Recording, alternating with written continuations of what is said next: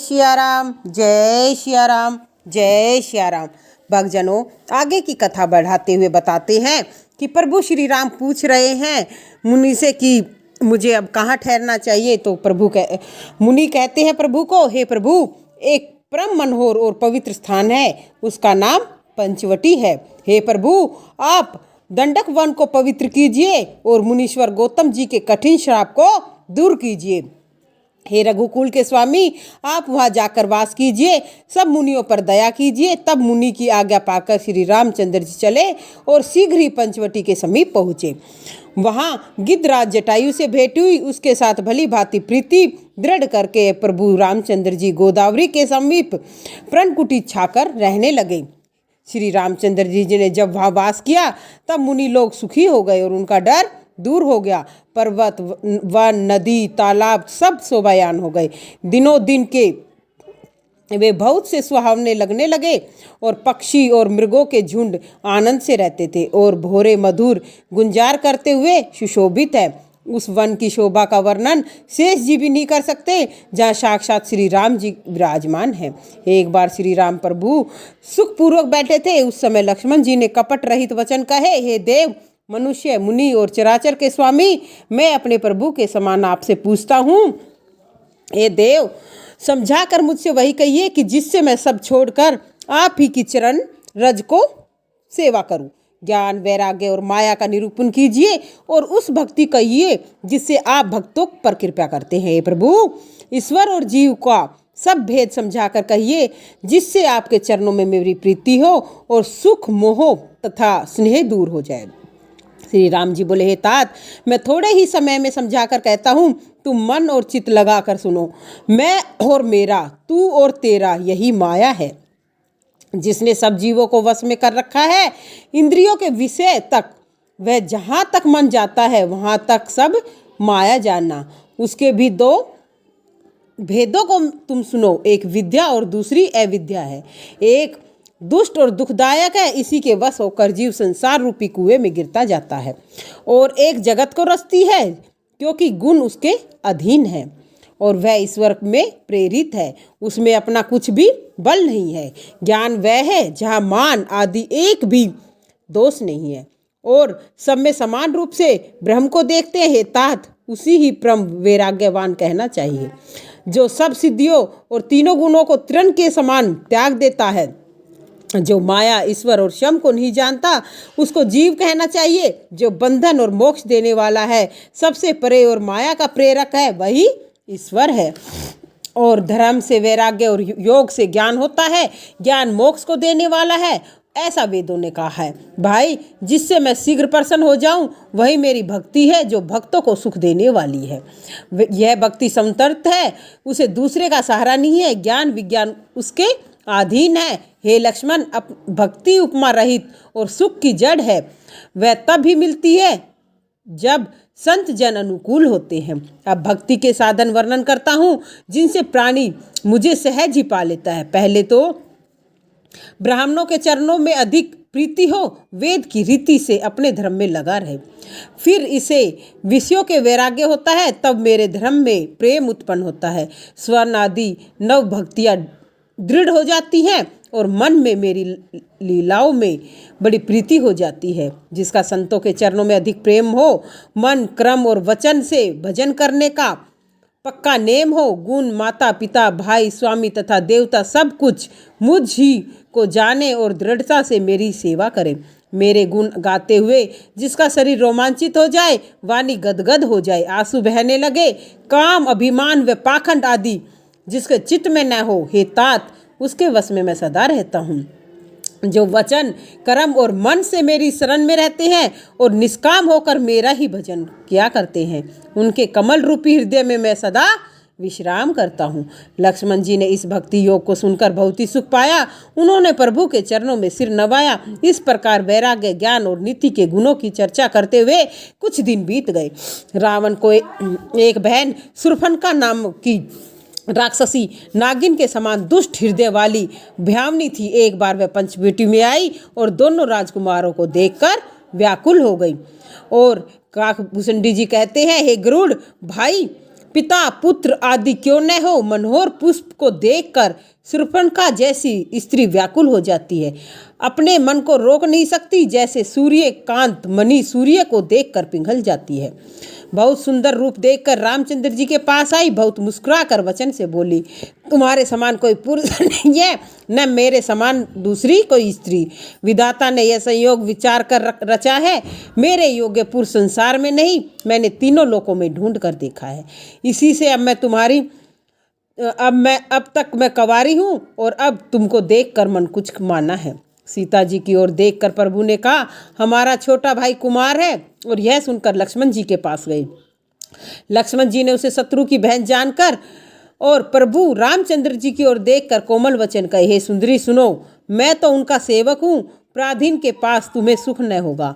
प्रभु समर्थ है, अयोध्या के राजा हैं, वे जो कुछ करें उन्हीं सब शोभा देता है। सेवक सुख चाहे, भिखारी सम्मान चाहे और दुराचारी धन चाहे, व्याभाचारी अच्छी गति चाहे, लालची यश चाहे, अभिमानी चारों फल चाहे, तो ये प्राणी आकाश से दूध दूना चाहते हैं। वह फिर रामचंद्र जी के पास गई। प्रभु ने उसे फिर लक्ष्मण जी के पास भेज दिया। तब लक्ष्मण जी ने कहा, तुझे वही वरेगा जो लाज को तिनके के समान तोड़ दे। और तब वह खिसखिसाई राम जी के पास गई। उसने भयंकर रूप प्रकट किया और सीता जी के भयभीत देख कर राम जी ने इशारे से लक्ष्मण जी को समझाया। लक्ष्मण जी ने बड़ी सफाई से उसके नाक कान काट दिए, मानो उसके हाथ रावण को चुनौती दी। बिना नाक कान के वह डरावनी हो गई, मानो पहाड़ से गेरू की धारा बह रही है। वह विलाप करती हुई खरदूषण के पास गई और बोली, हे भैया, तुम्हारे बल और पराक्रम को धिक्कार है। उन्होंने पूछा। तब शूर्पणखा ने सब समाचार कहा और सुनकर राक्षसों ने सेना तैयार की। बहुत से राक्षसों के झुंड से झुंड ऐसे दौड़े जैसे पंख वाले कजलगिरी के समूह हो। अनेक सवारियों में भांति भांति के भयंकर रूप वाले राक्षस अनेक प्रकार के असंख्य अस्त्र शस्त्र लिए। उन्होंने अपने आगे शूर्पणखा को कर लिया, जो कान और नाक से हीन अशुभ रूपनी थी। अनेक भयंकर अपशकुन होते हैं, परंतु वे सब मृत्यु के अधीन होने के कारण उनको कुछ नहीं समाते। वे गरजते उछलते कूदते आकाश में उड़ते हैं। सेना देखकर योद्धा बहुत प्रसन्न हो जाते हैं। और कोई कहता है दोनों भाइयों को जीता ही पकड़ लो, कोई कहता है पकड़कर मार डालो, स्त्री को छीन लो। आकाश मंडल में धूल छा गई। तब राम जी ने लक्ष्मण जी को बुलाकर उनसे कहा, तुम जानकी को पहाड़ की खो में ले जाओ, राक्षसों की भयंकर सेना आ गई है, सावधान रहना। प्रभु राम जी की वाणी सुनकर लक्ष्मण जी हाथ में धनुष बांध लेकर सीता जी को संग ले जाते हैं। राम जी ने देखा राक्षसों की सेना चली आ रही है, तब हंसकर अपने कठोर धनुष को चढ़ाया। कठोर धनुष चढ़ाकर मस्तक पर जटाजूट बांधे प्रभु कैसे शोभित है, मानो नीलमणि पर्वत पर करोड़ों बिजलियों से दो सांप लड़ रहे हों। और कमर में तरकस, लंबी भुजाओं में धनुष लेकर बाण सुधार कर प्रभु रामचंद्र जी राक्षसों की ओर इस प्रकार देख रहे हैं, मानो सिंह हाथियों के झुंड की ओर ताक रहा हो। बहुत से राक्षस योद्धा इकट्ठे होकर आ गए और पकड़ो पकड़ो कहकर ऐसे दौड़े जैसे सवेरे के सूर्य को अकेला देखकर मंधे देते घेर लेते हैं। प्रभु राम जी के सुंदर स्वरूप को देखकर राक्षस बाण नहीं छोड़ सके। तब राक्षस चकित हो गए और खरदूषण मंत्री को बुलाकर बोले, यह राजपुत्र मनुष्यों में श्रेष्ठ है। हमने जितने देवता, मनुष्य, नाग, असुर, मुनि देखे हैं, कितने ही अपने हाथों से मारे हैं, परंतु हे भाइयों सुनो, हमने आज तक ऐसी सुंदरता नहीं देखी। यद्यपि इन्होंने बहन को क्रूप कर डाला, तो भी यह अनुपम पुरुष मारने योग्य नहीं है। अपनी छिपाई हुई स्त्री को हमको जल्दी से दे दो, दोनों भाई जीते हुए लौट जाओ। मेरा यह वचन तुम उनसे कहो, फिर उत्तर सुनकर तुरंत आओ। दूत ने जाकर श्री रामचंद्र जी से कहा। यह सुनते ही श्री राम जी मुस्कुरा कर बोले, हम क्षत्रिय हैं, वन में शिकार खेलते हैं और तुम्हारे जैसे दुष्ट पशुओं को ढूंढते फिरते हैं। हम बलवान हैं, शत्रु को देखकर भी नहीं डरते, एक बार काल से भी लड़ सकते हैं। यद्यपि हम मनुष्य हैं, तथापि राक्षस कुल का नाश करने वाले व मुनियों का पालन करने वाले हैं और दुष्टों को दंड देने वाले हम ऐसे बालक हैं। यदि बल न हो तो घर जाओ, और यदि रण से विमुख हो जाने पर मैं किसी को नहीं मारता। रण में चढ़ाई कर छल से चतुराई करना और शत्रु पर दया दिखाना बड़ी भारी कायरता है। और दूतों ने जाकर तुरंत सब बातें कही। सुनकर खरदूषण के हृदय में अत्यंत दाह उत्पन्न हुआ और हृदय धधक उठा। बोले कि पकड़ लो, तब विकट राक्षस बाण, बर्छी, सांगी, सूल, तलवार, मुगदर, फरसा धारण किए हुए दौड़े और प्रभु राम जी ने पहले से ही धनुष की कठोर, घोर और भयानक टंकोर की। उसे सुनकर राक्षस बहरे हो गए, घबरा गए। उस समय उनको कुछ भी ज्ञान नहीं रहा। फिर वे सावधान हो शत्रु को बलवान जानकर दौड़े। राम जी नाना प्रकार के अस्त्र शस्त्र बरसाने लगे। उनके हथियार राम जी से तिनके के समान टुकड़े टुकड़े कर डाले और फिर कान तक धनुष खींचकर अपने बाण छोड़े। तब भयंकर बाण ऐसे चले मानो बहुत से सांप फुसफुसाते हुए जा रहे हैं। श्री रामचंद्र जी युद्ध में क्रोधित हुए और बहुत से पैने बाण चलाए। बहुत तेज बाण देखकर वीर राक्षस लौट चले। तब तीनों भाई क्रोधित होकर बोले, रथ से भाग जाएगा और जो रन से भाग जाएगा उसे हम अपने हाथों से मारेंगे। तब वे मन में मरना और निश्चय कर लौट पड़े और अनेक प्रकार के हथियार सामने होकर चलाने लगे। और शत्रुओं को बहुत क्रोधित जानकर प्रभु रामचंद्र जी ने फिर धनुष चढ़ाकर बहुत बाण छोड़े और जिनसे विकट राक्षस कटने लगे। उनकी छाती, सिर, हाथ और पैर इधर उधर गिरने लगे। बाण लगने पर वो चिल्लाने लगे, जिनके उनके पहाड़ के समान धड़ कट कर गिरते हैं। शरीर के 100 टुकड़े हो जाते हैं। वे माया करके फिर उठ भागते हैं। आकाश में बहुत से भुजा तथा मुंड उजड़ रहे हैं। बिना सिर के धड़ दौड़ रहे हैं। गिद्ध, चील, पक्षी, कोय और सियार बहुत भयंकर रूप से कटकटाते हैं और सियार कटकटाते हैं और भूत, प्रेत, पिशाच अपना खप्पर सजा रहे हैं। बेतालगण वीरों की खोपड़ियों पर ताल बजा रहे हैं। योगनियाँ नाच रही है। राम जी के पैने बाण राक्षसों की भुजा, छाती और सिरों को काट रहे हैं। राक्षसगण इधर उधर गिरकर फिर उठकर लड़ते हैं और पकड़ो पकड़ो कहकर भयंकर शब्द कर रहे हैं। गिद्ध आतों को लेकर आकाश में उड़ते हैं। पिशाच उन्हीं को पकड़कर भागते हैं। मानो संग्राम नगर में रहने वाले बहुत से बालक पतंग उड़ा रहे हैं और अनेक योद्धा मारे और पछाड़े गए। उनके विदीर्ण हृदय पड़े हुए करहा रहे हैं। अपनी सेना को व्याकुल देखकर खरदूषण और तिशिरा आदि योद्धा श्री राम जी की ओर फिरे। अनेक राक्षस क्रोध करके राम जी के ऊपर तीर, सांगी, बर्छी, फरसा, त्रिशूल, तलवार एक साथ चलाने लगे। प्रभु ने पल भर में शत्रुओं के बाण काटकर, ललकार कर और राक्षस सेनापतियों के हृदय में 10-10 बाण मारे।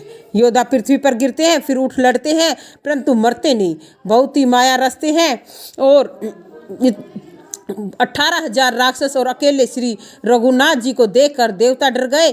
तब माया के स्वामी प्रभु ने देवता और मुनियों को भयभीत देखकर ऐसी अद्भुत माया फैलाई कि सब राक्षस एक दूसरे को राम रूप देखकर आपस में ही कट मरे और तब राम राम कहकर शरीर छोड़ते हैं और मोक्ष को प्राप्त होते हैं। यह उपाय करके कृपया निधान राम जी ने क्षण भर में सब शत्रुओं का नाश कर डाला। देवता प्रसन्न होकर फूल बरसाने लगे। आकाश में नगाड़े बजने लगे। फिर स्तुति करके अनेक विमान में सुशोभित हो चले गए। श्री राम जी के सांवले और कोमल अंगों को अत्यंत प्रेम से देखते हुए सीता जी के नेत्र नहीं अघाते और पंचवटी में रहकर श्री राम जी देवता और मुनियों को सुख देने वाले चरित्र करने लगे। खरदूषण का विध्वंस देख शूर्पणखा ने रावण को उकसाया और वह बहुत क्रोध करके बोली, तूने देश व खजाने की सुधि बुला दी और मदिरा पीकर सो रहा है। तुझे खबर नहीं कि शत्रु सिर पर है। नीति के बिना राज्य व धर्म के बिना धन प्राप्त करने से और हरि का स्मरण किए बिना शुभ कर्म करने से, ज्ञान उत्पन्न हुए बिना विद्या पढ़ने से और परिणाम में केवल श्रम ही साथ लगता है। और कुशल से सन्यासी, बुरी सलाह से राजा, अभिमान से ज्ञान, मदिरा पीने से लाज और नम्रता से बिना प्रीति, अहंकार से गुण, यह तुरंत नाश हो जाते हैं। ऐसी नीति सुनी है। शत्रु, रोग, अग्नि, पाप, स्वामी, सांपों को छोटा करके नहीं गिरना चाहिए, ऐसा कहकर अनेक प्रकार से विलाप करके शूर्पणखा रोने लगी और तब व्याकुल होकर सभा में गिरकर बहुत प्रकार से रोकर कहने लगी कि हे रावण, तेरे जीते जी क्या मेरी यह दुर्दशा होनी चाहिए। यह सुन सभा के लोग घबरा गए और उसकी बाह पकड़े उठाकर उनसे समझाया। लंकापति रावण बोला, यह बात तो बता कि किसने तेरे नाक कान काट लिए। वह बोली, अयोध्या के राजा दशरथ के पुत्र, जो पुरुषों के सिंह के समान है और दंडक वन में शिकार खेलने आए हैं। उनकी करतूती से मुझे ये सब सहना पड़ा है और वह पृथ्वी को राक्षसों से रहित कर देंगे। हे रावण, जिनकी भुजाओं के बल को पाकर मुनि लोग निडर हो वन में फिरते हैं, देखने में वे बालक है परंतु काल के समान हैं। वे बड़े धीर, वीर, श्रेष्ठ, धनुधारी और अनेक गुणों से युक्त है। वे दोनों भाई अतुल पराक्रमी और प्रतापी हैं। वे दुष्टों को मारने में लगे रहते हैं, देव तथा मुनियों को सुख देते हैं। वे बहुत सुंदर हैं, उनका नाम राम है। ऐसे संग एक सुंदर उनके संग एक सुंदर स्त्री है और ब्रह्मा ने उस स्त्री को ऐसी रूप राशि बनाया है कि 100 करोड़ रति भी उस पर न्यौछावर है। उसी के छोटे भाई लक्ष्मण ने तुम्हारी बहन सुन हंसी से मेरे नाक कान काट डाले। खरदूषण मेरी पुकार सुनकर उनसे युद्ध करने को गया तो उन्होंने सब सेना समेत क्षण भर में उन सबको मार डाला। खरदूषण व तिशिरा का मारा जाना सुन रावण के सब अंग क्रोध के मारे जल उठे और शूर्पणखा को बहुत समझाकर अनेक भांति से अपने बल की बड़ाई करके वह अपने महल में चला गया, परंतु मारे चिंता के रात भर उसे नींद नहीं आई। रावण सोचने लगा, देवता, मनुष्य, राक्षस, नाग, पक्षियों में मेरे सेवकों के बराबर कोई नहीं। खरदूषण तो मेरे समान बलवान है, उन्हें भगवान के बिना कौन मार सकता है। देवों को आनंद देने वाले, भूमि का भार उतारने वाले भगवान ने ही यदि अवतार लिया है तो मैं जाकर हट करके उनसे बैर करूंगा और प्रभु के बाण से प्राण त्याग कर भवसागर तर जाऊंगा। इस तामसी देह से भजन तो बनता नहीं, अतः मन, कर्म और वचन से यही निश्चय किया, जो वे मनुष्य रूप में कोई राजपुत्र होंगे तो लड़ाई में जीत कर उनकी स्त्री हर कर ले आऊंगा। तब यह सोचकर रावण रथ पर अकेला वहां चला गया और समुद्र के किनारे मारीच रहता है और शिवजी कहते हैं, पार्वती या राम जी ने जैसी युक्ति रची वह बड़ी सुहावनी है और उस कथा को सुनो। तब लक्ष्मण जी वन में कंद मूल फल लेने गए। तब कृपा और सुख के समूह श्री रामचंद्र जी जानकी से हंसकर कहने लगे, हे प्रिय, हे सुंदर, हे पतिव्रत धर्म का पालन करने वाली सुशीले, मैं कुछ सुंदर मनुष्य लीला करना चाहता हूँ, अतः मैं राक्षसों का नाश करूँ, तब तक तुम अग्नि में निवास करो। और तब जब श्री राम जी ने यह समझाकर कहा कि प्रभु के चरणों को हृदय में धारण कर जानकी जी अग्नि में समा गई और वैसा ही शील रूप नरव संभाव वाला प्रतिबिंब वहां रख दिया। जो कुछ चरित्र भगवान ने रचा वह भेद लक्ष्मण जी ने भी नहीं जान पाया। स्वार्थी रावण जहां मारिच था वहां गया और उसको सिर नवाया। नीच का नवना भी बहुत दुखदाई होता है, जैसे अंकुश, धनुष, सांप और बिल्ली का नबना। हे पार्वती, दुष्ट की प्यारी बात भी भयानक होती है, जैसे कुसमय में फूल। तब मारीच ने रावण का सम्मान करके आदर के साथ यह बात पूछी कि हे तात, आपका मन इतना चिंतित क्यों है और आप अकेले क्यों आए हैं। तब उसे आगे कर रावण ने घमंड के साथ सब कथा सुनाई और बोला, तुम छलकारी हिरण बन जाओ जिससे मैं राजवधु को हर लाऊं। मारीच ने कहा, हे रावण सुनो, वे मनुष्य रूपधारी चर और अचर के स्वामी है तात, उनसे बैर न कीजिए। उनके मारने से मरना और जिलाने से जीना चाहिए। विश्वामित्र जी के यज्ञ रक्षा के लिए हुए कुमार रामचंद्र जी के बिना नौकंका बाण मेरे मारा था, जिससे मैं क्षण भर में 100 योजन पार आ गिरा। उनसे बैर करने में भलाई नहीं है। मेरी दशा तो भोरे के पकड़े हुए कीड़े की सी हो रही है। जहाँ मैं जहाँ तहाँ दोनों भाइयों को देखता हूँ। हे तात, यदि मनुष्य ही हो तो वे बड़े सूरवीर हैं, उनसे विरोध करोगे तो पूरा न पड़ेगा। जिन्होंने ताड़का और सुभाव को मारकर शिवजी धनुष तोड़ डाला और खरदूषण और तिशिरा को मार डाला, क्या ऐसे बलवान ही मनुष्य हो सकते हैं? आप अपने वंश की कुशल विचार कर लौट जाइए। यह सुनकर रावण जल उठा और मारीच को बहुत ही गालियां दी और बोला, अरे मूढ़, तू गुरु की नाई मुझे उपदेश देता है। बात संसार में मेरे बराबर कोई योद्धा नहीं है। तब मारीच ने विचारा कि शस्त्रधारी, भेदिया, स्वामी, मूर्ख, धनवान, वैद, भाट, कवि और पंडित, इन 9 जनों से बैर करने में भलाई नहीं है। मारीच ने जब दोनों प्रकार से अपना मरण देखा तो रामचंद्र जी की शरण तकी और सोचा कि उत्तर देते ही यह अभागा मुझे मार डालेगा, इससे तो अच्छा मैं राम जी के बाण से क्यों ना मरूं। ऐसा विचार कर राम जी के चरणों में पूरा स्नेह करके रावण के साथ चला और उसके मन में बड़ा आनंद है कि आज मैं परम स्नेही रामचंद्र जी को देखूंगा। और उसने यह रावण को नहीं जनाया। अपने प्रियतम के दर्शन के नेत्रों को सफल करके सुख पाऊंगा और सीता व लक्ष्मण सहित कृपा के धाम श्री राम जी के चरणों में अपने मन को लगाऊंगा। जिनका क्रोध भी मोक्ष देने वाला है, जिनकी भक्ति उन अवश्य को भी वश में कर लेती है, वही सुख के समुद्र श्री हरि अपने हाथों से बाण चढ़ाकर मुझे मारेंगे। धनुष बाण धारण किए मेरे पीछे दौड़ते हुए प्रभु को मैं बार बार फिर कर देखूंगा और मेरे समान धन्य और कोई नहीं होगा। उस वन के निकट रावण जा पहुंचा, तब मारीच कपटी मृग बन गया और सुवर्ण देह मणियों से जड़कर ऐसी सुंदर बनाई जिसका वर्णन नहीं किया जा सकता। ऐसा परम सुंदर मृग सीता जी ने देखा, जिसका एक एक अंग मनोहर था। वह बोली, हे देव, हे रघुवीर, हे कृपालु, इस मृग को भी बहुत सुंदर मृगशाला होगी। हे सत्य प्रतीक प्रभो, इसको मार कर इसका चरम लाइए। तब राम जी सब कारण जानते हुए भी प्रसन्न होकर देवताओं का कार्य करने उठे। हिरण को देखकर कमर में फेंटा बांधा और हाथ में सुंदर धनुष लेकर बाण चढ़ाया और लक्ष्मण जी से समझाकर कहा, हे भाई, वन में बहुत राक्षस फिरते हैं, तुम अपनी बुद्धि और ज्ञान से बल और तथा समय को विचार कर सीता जी की रक्षा करना। और प्रभु को देखकर मृग भाग चला। पीछे रामचंद्र जी धनुष संभाल कर दौड़े। वेद जिनकी नेति नेति कहते हैं, शिव जी जिसे ध्यान से भी नहीं जाते, शिव जी जिसे ध्यान से भी नहीं जाते, वह प्रभु कपटी मृग के पीछे भागे। वह मृग कभी पास आ जाता, कभी दूर भाग जाता, कभी दिखाई देता, कभी छिप जाता।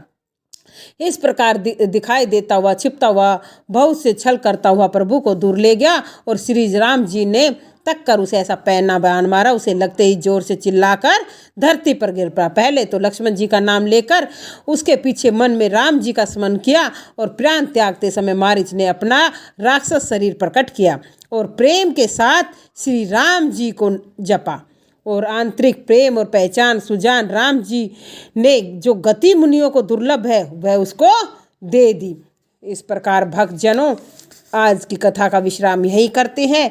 मारीच के मरने तक आगे की कथा को कल करेंगे कि रावण कैसे सीता जी को ले जाता है। परंतु भक्त जनों, ये कथा सुनने से हमें ये ज्ञान प्राप्त होता है कि रावण जैसा बलशाली और जो आज तक इस दुनिया में उसके जैसा ज्ञानी हुआ नहीं, उसने भगवान से बैर करके, वो भी बैर किस कारण किया? अपनी सद्गति के लिए, अपने मोक्ष के लिए, कि वैसे तो होगा नहीं और मैं भगवान का नाम जप नहीं सकता, चाहे बैर के कारण ही हो, पर मैं मरूं प्रभु के हाथों। परंतु जब तक राम जी ने रावण को नहीं मारा, तब तक रावण के मन में क्या रहता था? राम राम राम राम राम राम, कि राम मारने आएगा, ये करने आएगा, मतलब हर समय प्रभु का नाम। तो कहते हैं चाहे प्रभु का नाम कैसे भी लो, जपो, और अंत समय में जिसका नाम जैसी भावना होती है, अंत समय में भगवान उसको वैसे ही मोक्ष के धाम उतारते हैं। तो भगवान का नाम हमारी जीवा पे हर समय होना चाहिए।